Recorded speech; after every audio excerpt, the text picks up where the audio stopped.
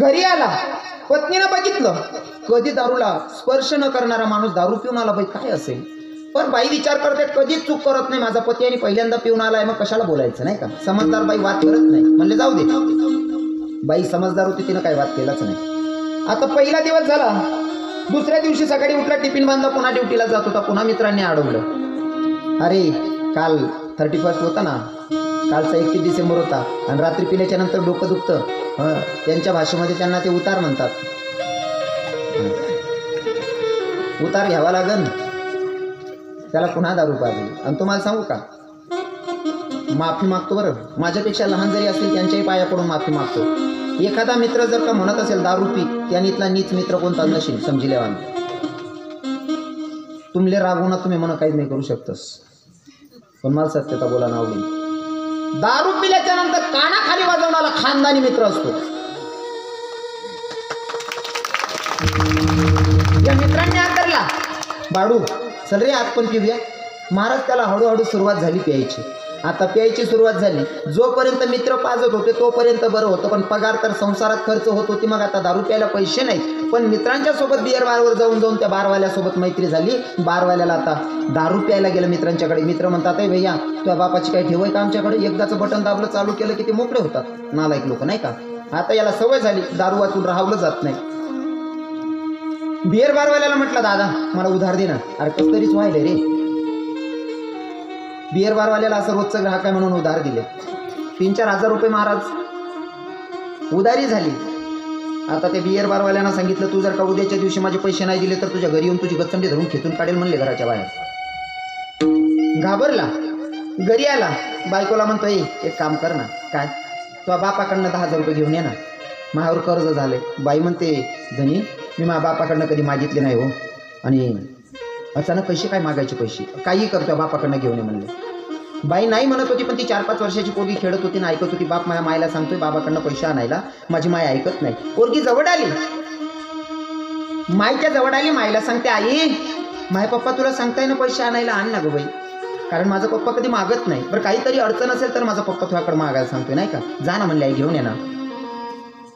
त्या 5 वर्षाच्या पोरीचं ऐकून माय त्या नवऱ्याला सांगते, पतिदेवाला, धनी मी सकाळी जाते म्हणले माझ्या बापाकडे पैसे घ्यायला, पण तुम्ही एक काम करा, मी पैसे घ्यायला जाते, पण तुम्ही ना तुमच्या मित्रांसोबत दारू प्यायला नका जाऊ, तुम्ही शेतात जा. तुम्ही शेतात जा, मी तिकडनं आली का मी शेतातच येते म्हणले तुम्हाला भेटायला. पोरीला सांगितलं, बेटा तू सकाळी शाळेत जा म्हणले. बाई सकाळी उठली, पोरीचं हो आंघोळ वगैरे केली, तिची तयारी केली, गणवेश घातला, बेटा तू शाळेला जा. नवऱ्याला सांगितलं तुम्ही शेतात जा, मी माहेरी जाते, मी पैसे दुपारपर्यंत घेऊन येते म्हणले. आता नवरा शेतात गेला, बाई पैसे घेण्यासाठी माहेरी गेली. बापाला सांगितलं, पप्पा तो बाबा ऐका ना, माझ्या नवऱ्यानं कधी पैसे नाही मागितले, पण पहिल्यांदा मला सांगितलं तर बापाकडनं 10,000 रुपये घेऊन ये, काहीतरी अडचण असेल पप्पा, मला 10,000 रुपयाची गरज आहे, तुम्ही देसान का. बाप म्हणतो, बेटा जोपर्यंत माझ्या हातात व्यवहार होता तोपर्यंत तुला 10 नाही 20,000ची मदत करायची ताकद होती, पण आता सगळा व्यवहार माझ्या लेकाकडे म्हणजे तुझ्या भावाकडे दिला गेला आहे. मलाच पुढीला पैसे जर लागले तर मी पोराकडनं मागतो, बेटा तुला 10,000 कुठून द्यायची. पण जेव्हा बाई माहेरी जात होती ना, त्या 5 वर्षाच्या पोरीनं सांगितलं होतं, आई तू बाबाकडे चालली ना, मामाकडे चालली ना, तिकडनं येताना ना मामांना सांगशील का माझ्यासाठी एक छोटासा फ्रॉक आणायला, आणि आई ऐक ना, मामीकडे असतील ना पावडरचा डब्बा वगैरे, काजळ वगैरे असेल तर मला घेऊन येशील ग माझ्यासाठी, मी शाळेत जाते ना, मला तयारी लागते. बेटा काळजी करू नको, मी सगळं घेऊन येईल. बापाने तर पैसे नाही म्हणून दिले. आता भाऊजाईकडे सांगते, वहिनी माझ्या दिदीनं की नाही तुमच्याकडनं पावडरचा डब्बा, काजळीची डब्बी, जो शृंगारचं साधन आहे ते मागितलंय, छोटासा फ्रॉक मामीने घेऊन ठेवलेला मामानं, ते सगळं पॅक केलं. बाई निघाली. नवरा शेतात होता, बाई शेतातच गेली. शेतात गेल्याच्या नंतर पती झाडाच्या खाली बसलेला होता. बाई जवळ गेली, पतीनं हात असा केला. तिला असं वाटलं की माझा पती माझ्यावर तेवढं प्रेम करतो म्हणून हातात हात देण्यासाठी हात असा केला असेल, पण त्याचा हात असं पुढं करण्याचं कारण असं होतं, आणलेले पैसे हातात ठेवेल म्हणून त्यानं हात पुढे केला. बाईला वाटलं माझा नवरा माझा हातात हात घेण्यासाठी हात देत असेल, त्या बाईनं हातात हात दिला. महाराज त्यानं हात झटकला, म्हणले पैसे आणलेत का. बाई म्हणते, स्वामी धनी मा बापाकडे गेलते हो पैसे घ्यायला, पण ऐका ना, महाबापानं सांगितलं, बेटा मला डायबिटीज आहे, तुझ्या मायला बीपीचा त्रास आहे, आम्हाला गोड्यांना पैसे भेटत नाही, तुझ्या भावाकडनं गोड्याला पैसे घ्यावे लागतात, एवढे पैसे नाही ग माझ्याकडे का मी तुला मदत करेल, सगळा व्यवहार तुझ्या भावाकडे बेटा, असं सांगून महाबापानं नाही दिले पैसे. रागारागात तो तर चोरून लपून दारून पिऊनच आलेला नाही का. रागारागात बायकोनं नाही म्हणल्याच्या नंतर कानाखाली वाजवली, बायकोच्या कानाखाली वाजवली. बाईला असं वाटलं जर यांना ही सवय पडली दारू पिऊन मला मारायची तर कायमच मारतील, थोडं घाबरवून घेते म्हणली यांना. बाई सांगते धनी तुम्ही जर असं मारत असाल तर मी जीवाचं काही करून घेईल, बरोबर मी आत्महत्या करून मरेल जर का मला मारण्याचा प्रयत्न केला तर. याला असं वाटलं ही मला घाबरवेल, त्याच्यापेक्षा असं करतो हिलाच थोडं घाबरून घेतो. म्हणजे काय, हिला विहिरीत फेकतो. आणि काही लोकांची मानसिकता असते, बघितलेलं असतं काही लोकांनी, विहिरीत पडलेला व्यक्ती पाण्यात जातो पुन्हा वरती येतो, पाण्यात जातो पुन्हा वरती येतो, कमीत कमी 1-2 वेळेस असं होतं, बरोबर आहे ना. त्याला असं वाटलं की फेकतो, जेव्हा वरती येईल का तिला धरून काढून घेईल, पण नवीन मला घाबरवणार नाही, मला असं सांगणार नाही का मी आत्महत्या करून मरेल म्हणून. आता बाईला जसं का पाण्यात फेकलं तडाशीच गेली बाई, वरती आलीच नाही. हा आरोड्या मारायला लागला, काका बाबा यावं लवकर. सगळे शेतकरी जमा झाले. अरे काय झालं, काय नाही म्हणले, माझी बायको पाणी आणायला गेली ना, तिचा पाय सटकला आणि विहिरीत पडली. आता खरं सांगायला जातो तर फसतो नाही का दादा. पोहणारा व्यक्ती विहिरीत उडी मारतोय, बाईला काढलं प्रेत, बाईचं प्रेत काढलं, गावात आणलं, घराच्या समोर अंगणामध्ये प्रेत पडलेलं आहे, ओली साडिया, बाईचं प्रेत पडलेलं आहे. तिकडनं शाळा सुटलेली, ती 5-6 वर्षाची पोरगी तिच्या मैत्रिणींसोबत खेळत होती, मैत्रिणींसोबत चौकात खेळत होती. तिची एक मैत्रिणीचं लक्ष गेलं घराकडे, म्हणले दीदी हे ताई तुझ्या घरासमोर गर्दी आहे ग भरपूर, खूप लोक जमले, सगळे गल्लीतले लोक पण जमा झालेले आहेत. ती म्हणते काय नाही ग, माझी माय मामाकडे गेलती ना, माझे मामा आले असतील सोडायला, नाही तर माझे बाबा आले असतील म्हणून भेटायला जमले असतील. अगं बाई रडण्याचा आवाज यायला ग, ती चिमुकली महाराज येते. 5-6 वर्षाच्या पोरीला जन्म आणि मरणे यातलं अंतरही कळत नाही. माईचं प्रेत पडलेलं आहे दादा. ती पोरगी जवळ आली, पण माई जेव्हा मामाच्या गावाहून आली होती, तिच्याकडे बॅग वगैरे होती, त्या बॅगेत त्या पोरीला मामीनं दिलेल्या वस्तू पण बॅगेतच होत्या त्या पर्समध्ये. आणि जेव्हा प्रेत बाहेर पडलेलं ना, ती बॅग पण पडलेली होती, पण बॅग मधनं त्या वस्तू पडलेल्या होत्या, तो पावडरचा डब्बा, काजळची डब्बी, तो फ्रॉक, ते कपडे सगळे पडलेले. त्या पोरीनं बघितलं, रडायला लागली. पोरगी त्या माईच्या जवळ गेली, माईला म्हणते आई अगं उठ ना, आई उठ ना. गल्लीतल्या बाया आल्या, त्या पोरीला दूर करायला लागल्या. आजी माझी माई काऊन झोपली ग, माझी आई आमच्यावर रुसली असन, माझ्यावर रुसली असन, आजी कोणीतरी उठवा ना माझ्या माईला आमचा राग आलाय का, काहून बोलत नाही माझ्यासोबत, आई अगं बोल ना. त्या आजीनं सांगितलं बेटा तुझ्या माईला आता उठवून काहीच उपयोग नाही ग. का ग आजी? बेटा तुझी आई तुला कायमची सोडून गेली आहे बेटा. हे आजी नको का असं सांगू. आजी माझी माई जर मामाच्या गावाला जायची तरी आम्हाला सोबत न्यायची, मामाच्या गावाला जायची तरी सोबत न्यायची, मावशीकडे जायची तरी सोबत न्यायची. आणि आजी तू सांगते माझी माय मला कायमची सोडून गेली, कोणाच्या भरोशावर कोणाच्या विश्वासावर गे माय सांग ना. त्या वस्तू पडलेल्या होत्या, ती माईला सांगत होती चिमुकली आई मामीनं हा फ्रॉक दिलाय, पावडरचा डब्बा दिलाय, तो पडलेला आहे, तो झोपलेली. आई मला जर शाळेत जायचं असेल तर मी नटण्यासाठी या वस्तू मागवल्या होत्या, आता तूच नाही तर मला कोण आंघोळ घालणार आहे, कपडे कोण घालून देणार आहे, आई तू कोणाच्या भरोशावर गेली ग सोडून. दादा ज्या लेकराची माई गेली ना त्या लेकराला विचारावं माई गेल्याचं दुःख काय असतं, ज्या लेकराचा बाप गेला त्याला विचारावं बाप गेल्याचं दुःख काय असतं. काय ना ज्याचं जडतं ना कोणी बोलू नका दादा बोलू नका. ज्याचं जडतं ना हे फक्त त्यालाच कळतं, इतरांना नाही ते कळायचं. ज्यांच्याकडे असतात ना माईबाप त्यांना कदाचित ते महत्त्व कळत नाही. आमचे महाराजजी सांगतात ना, ज्याला हात नाही त्याला विचारावं हाताची किंमत काय असते, ज्याला पाय नाही त्याला विचारावं पायाची किंमत काय असते, ज्याला डोळे नाही त्याला विचारावं डोळ्याची किंमत काय असते. आणि ज्याला मायच नाही बापच नाही त्या लेकराला विचारा ना, मायबाप नसल्यावर दादा तुला जीवन कसं वाटते. कदाचित तसा मुलगा भेटत नसेल तर माझ्यासारख्या दुखावलेल्या अंतःकरणाच्या रविकिरणकडे या. 2 तास हसवणारा रविकिरण कधी कधी एकांतमध्ये बसून 2-2 तास एकटाच रडतो. का?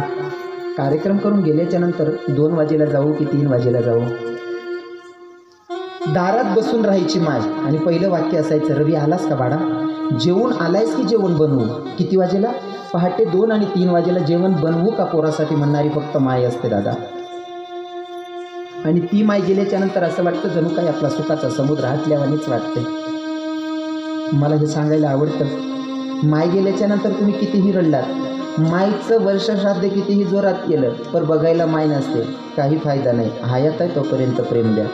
कधी कधी मी कार्यक्रम करतो ना, समजे नातेवाईक माझ्या मायच्या नावानं येतात लोक, कार्यक्रम त्या बाईचा आहे म्हणून येतात, पण जिचा कार्यक्रम आहे तिचीच गैरहजेरी असते हो. सगळे दिसतात पण जिचा कार्यक्रम आहे ती माय दिसत नाही ना, तेव्हा असं वाटतं की माझ्या इतका भिकारी जगात मीच आहे. सांगू का, मन वाऱ्या वाणी पडतं एका जागी बसना, मन वाऱ्या वाणी पडतं एका जागी बसना, हो सारी दुनिया मला दिसते माझी माय दिसना, सारी दुनिया मला दिसते माझी माय दिसना, हो सारी दुनिया मला दिसते माझी माय दिसना, सारी दुनिया मला दिसते माझी माय दिसेना, सारी दुनिया मला दिसते माझी माय दिसेना, सारी दुनिया मला दिसते माझी माय दिसेना. अजूनही जाई ना तिच्या कानामधला बोल, हिरे मुनी नेलं माझं ममतेचं सोनं, ओ हिरवून नेलं माझं ममतेचं सोनं, हिरवून नेलं माझं ममतेचं सोनं. अजूनही जाई ना तिच्या कानामधला बोल, हिरे मुनी नेलं माझं ममतेचं ओ सोनं, हिरवून नेलं माझं ममतेचं सोनं, हिरवून नेलं माझं ममतेचं सोनं. वाऱ्यावानी पडतई, मन वाऱ्यावानी पडतं एका जागी बसना, सारी दुनिया मला दिसते माझी माय दिसेना, सारी दुनिया मला दिसते माझी माय दिसना, हो सारी दुनिया मला दिसते माझी माय. ती पोरगी रडत होती दादा, आई सगळ्या नटाईसाठी वस्तू आणल्या गे, ए आई पर तूच नाही, मला आंघोळ कोण घालणार आहे, मला पावडर कोण लावून देणार आहे आई. दादा ती पोरगी 6-7 वर्षाची असेल तेव्हा तिची माय मरण पावली, पण बाप हे सांगू शकत नव्हता की माझ्या दारूमुळे माझी बायको मरण पावली, कारण बोलल्याच्या नंतर माझ्यावर केस होईल ना. आता बोलत नाही या, आणि नेमकंच घडलं असं. ती पोरगी 6-7 वर्षाची झाली. आता त्या पोरीला बापाचा सगळा स्वयंपाक वगैरे कपडे वगैरे धुवायचे त्या पोरीला करावं लागत होतं. 7-8 वर्ष ज्या वयात तिला खेळायचं होतं, मैत्रिणींमध्ये फिरायचं होतं, त्या वयामध्ये तिला आता स्वयंपाक करावा लागतोय, जेवण बनवावं लागतंय, बापाचं आंघोळीचं पाणी ठेवावं लागतंय, कपडे धुवावे लागत आहेत. हे सगळं कशामुळे झालं? त्या पोरीचं बालपण हिरवून घेतलं कोणी? फक्त दारूमुळे. या दारूने इतका सत्यानाश होतो महाराज. आणि ऐका ना, ती पोरगी लग्न करण्याच्या वयात होती, लग्नही ठरलं, आणि लग्न झाल्याच्या नंतर आमचे महाराज आहे, मला त्या महाराजांचं नाव लक्षात नाही, पण मी त्यांच्या मुखातून ऐकलेलं आहे. त्या महाराजांचं कीर्तन होतं आणि ते महाराज व्यसनमुक्तीवर बोलत होते, आणि बोलत असताना तोच माणूस कीर्तनात बसलेला होता, ढसाढसा रडत होता. कीर्तन झाल्याच्या नंतर कीर्तनकार महाराजांच्या मागं गेला, कीर्तनकार महाराजांचे पाय धरले, सांगितलं, महाराज कदाचित तुमचं हे कीर्तन मी 18 वर्ष अगोदर जर ऐकलं असतं तर कदाचित माझ्या बायको माझ्याजवळ राहिली असती. त्या कीर्तनकारांनी सांगितलं, दादा नेमकं घडलंय काय? म्हणले, काही नाही, माझ्या पोरीचं लग्न आहे, तेवढं लग्नाला या, मी पत्रिका देतोय, तुम्ही लग्नाला तिथं सगळी हकीकत सांगेल. कीर्तनकार महाराज तिथे गेले. त्याच्या घरी गेल्याच्या नंतर एका तरुण स्त्रीचा फोटो होता आणि फोटोवर फुलहार टाकलेला होता. तो फुलहार बघून त्या कीर्तनकार बाबांनी विचारलं, का हो दादा, हा तरुण स्त्रीचा फोटो आणि तुम्ही एवढा फुलहार टाकून ठेवला, योग्य नाही. म्हणले, तो फुलहार काढा. तेव्हा त्या माणसानं सांगितलं, ज्या फोटोवर फुलहार टाकलेला आहे ती कोणी दुसरी तिसरी बाईनी माझी पत्नी आहे. आणि दादा कीर्तनकार बाबा, तुम्ही म्हणताय ना, तुम्ही मला विचारत होते ना रडण्याचं कारण, तर आज ऐका. ही जी बाई आहे ना, हिच्यासोबत सुखानं संसार चालला होता, पण 4 मित्रांनी मला आडवं येऊन दारू प्यायला सवय लावली आणि त्या दारूच्या पायी माझ्या बायकोला मरावं लागलं. बायको मेली नाही तर तिच्यासोबत माझ्या पोरीच्या लहानपणीच्या सगळ्या भावनासुद्धा मेल्या, कारण तिला लहानपणी कसं जगावं ते जगताच आलं नाही. हे सगळं फक्त कशामुळे? आपल्या व्यसनामुळे होतं. तर मी तरुण भावांना सांगेल, भैया जीवनामध्ये नका परमार्थ करू तरी चालेल, पण आईबापांची सेवा आणि निर्व्यसनी जीवन जगा. कारण तुमच्या घरात जर शांतता टिकवायची असेल तर निर्व्यसनी जीवन पाहिजे, नाही का? म्हणून सगळ्यांना रिक्वेस्ट असेल, दारू पिऊ नका आणि विमल खाऊ नका. कारण विमल खाल्ल्याच्या नंतर दगडावर थुकतात ना तुम्ही, दगडावरचा दाग 1 महिनाभर जात नाही. दगडावरचा दाग जर महिनाभर जात नाही, तुम्हाला आतडीच ना साधा हाल करस का विमल. सोप्या सोप्या गोष्टी आहेत. तरुण भावांना सांगितलं गेलं, आता तरुण बहिणींना सांगेल. बसलेल्या सगळ्या तरुण बहिणींसाठी मी तुम्हाला अंतकरणापासून बहिणी म्हणतो. तुम्ही सुद्धा मला भाऊ म्हणशाल तशी अपेक्षा आहे. आता रक्षाबंधन येते. रक्षाबंधनाला प्रत्येक भाऊ बहिणीला काहीतरी घेतो. तुम्ही बसलेल्या सगळ्या माझ्या बहिणी आहात. मी तुम्हाला अंतकरणापासून बहिणी म्हणतो. तरुण बहिणींना तुम्ही सुद्धा भाऊ म्हणलंच असेल असं मी धरतो. प्रत्येक भाऊ बहिणीला रक्षाबंधनला काहीतरी घेतो. पण आज हा गरीब भाऊ, तुमच्या परिसरातला भाऊ, तुमच्याकडनं काहीतरी मागणार आहे आणि तुम्ही देणार आहात. देसाल ना बहिणी हो? तुमच्याकडे काही पैसा अडका मागत नाही. हा गरीब भाऊ एवढीच भीक मागतो तरुण बहिणींकडनं, माझ्या हिंदू तरुणींकडनं. ताई, जगत असताना असं जगायचं, स्वाभिमानाने जगा, झाशीच्या राणीसारखं जगा. असं कोणतंच काम करू नका ज्याच्याकडून तुमच्या मायबापांची मान खालती जाईन. असं कोणतंच काम करू नका. एवढीच भीक जरी तुम्ही माझ्या कीर्तनातून मला वाढली ना, तरी मला असं वाटेल की माझं कीर्तन सक्सेस झालं. कारण सांगू का तुम्हाला, माणसाला सगळं भेटून जातं बरं का. हो, आजचा कीर्तनकार तुमचा भाऊ आहे. जीवन जगत असताना पैसा, जुना लोकांशी म्हणे, द नाही दुपारने सावली, द नाही आत्मा मळशे पैसा, कवय बियस आणि कवय बिजास, पण इज्जतली एकदा पट्टा लाग्यान फिरेन येत नाही. म्हणजे सर्वात श्रेष्ठ इज्जत आहे, तिला दाग लागू देऊ नका. असो, घडलेली सेवा जगाच्या माल